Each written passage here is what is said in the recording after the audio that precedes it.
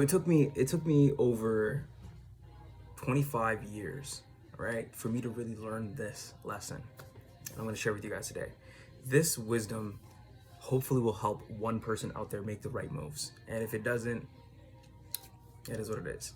Now, I don't have all the answers. I am not the most cited individual, and I'm not the most intelligent individual out there. But these are just wisdom, just bits of wisdom that I've learned from my life that will help you go a long way. So I just uploaded my Andrew Tate video. So if you guys want to watch a big lesson on what I've learned from his story, you can learn something there. But the first tip that I'm going to give you guys is you must understand your own thoughts and your emotions. This is the first thing first. If you don't understand how your own thoughts and your own emotions work, govern, and are dictated, and how they can coordinate and change your actions, you are hurting yourself as a human being.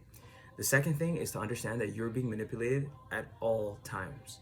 When you understand this, that the media, that corporations, music is always set out to influence you to change your emotional state, you'll start to understand the power of making the right decision versus the wrong one, and why the most powerful state a man could ever be in is in a complete state of silence and peace from everything.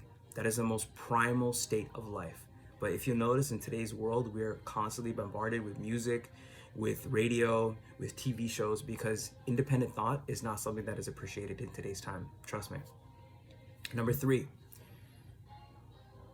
if I look back at my entire life and I look back at the things that I could have learned the most, this is the biggest one. It's to always be humble in all things.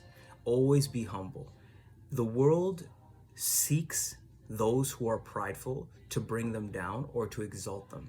But the most powerful people in my entire life that I've ever noticed have always been people that have had resound ability and have maintained a level of complete humility in their entire life. And I've never been that type. I've always been the talkative, on the go, very fast type. But now as I've gotten older, I've really changed my ways.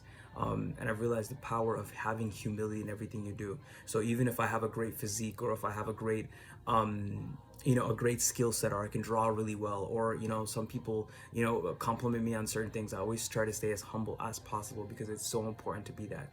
You never want to be in a position where you're too high, because you can get knocked down very quickly.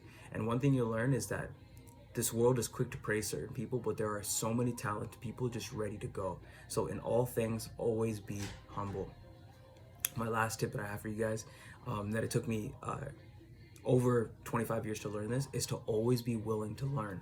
When you have a learner's mindset, you can always have a new bit of information for you to garner, to learn from, and to develop yourself. Never think that you have all of the right answers. Always think that in your life that there's a discovery that is yet to be made.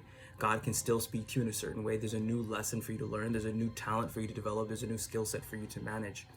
And when you think like this, it allows you to see life more as a possibility for greatness than just a reality of suffering. And a lot of people fall into that. So my tip for you guys is walk in alignment with understanding your value, right? Understanding your purpose, and then understanding your potential to always be learning. Now, I've got bedhead today. Today is an off day for me in the gym, so I'm just gonna be chilling for the most part. I will upload some fitness content later today, but these are lessons that took me over 25 years to learn. Hopefully they can help you out and help you remember that every time that you fall, you have the opportunity to get back up. Remember that, right? And the next thing also is to be humble, always be learning, understanding your emotions and your thoughts.